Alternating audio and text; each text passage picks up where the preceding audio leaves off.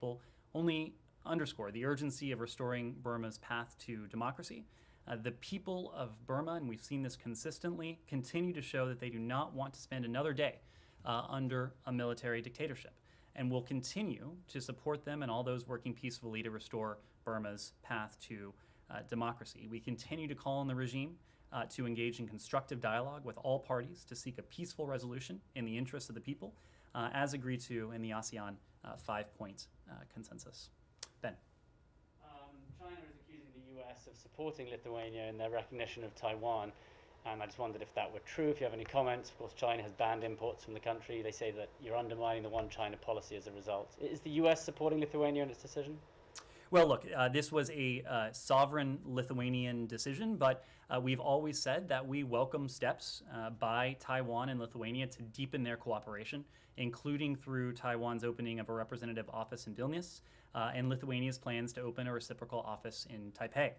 We do see this as an important step to expand Taiwan's meaningful participation in the international space, and the opening of these offices will help expand economic and technological cooperation between Taiwan and Lithuania.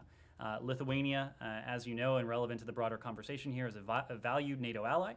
It's a partner as well for the United States across a range of issues, including our strong ties across the economic and defense realms, and in terms of the promotion of democracy and human rights.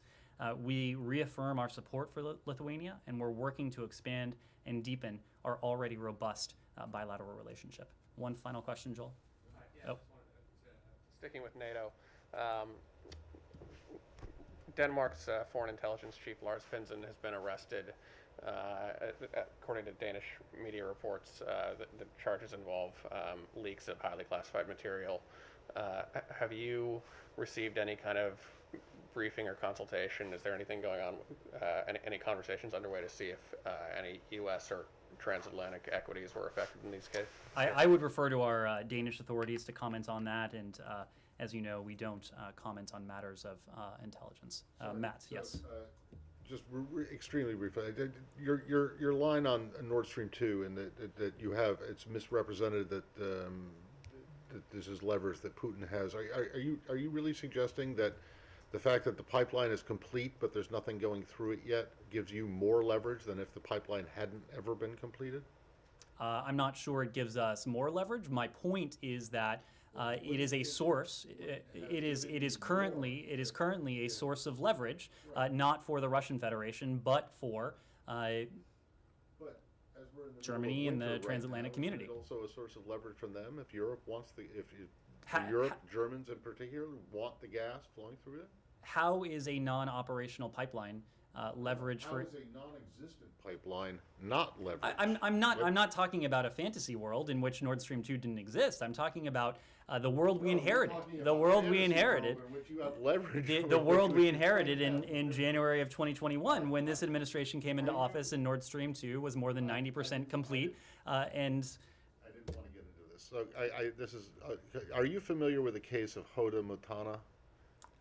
This is a woman who went and joined ISIS back in 2014, right? And then she was trying to get back into the country. She was born here.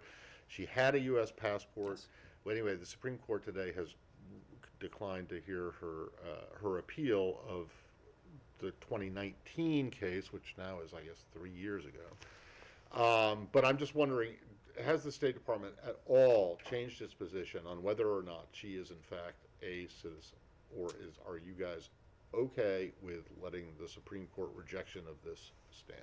I am not immediately familiar with the implications of the Supreme Court ruling today, but we'll get back to you on that.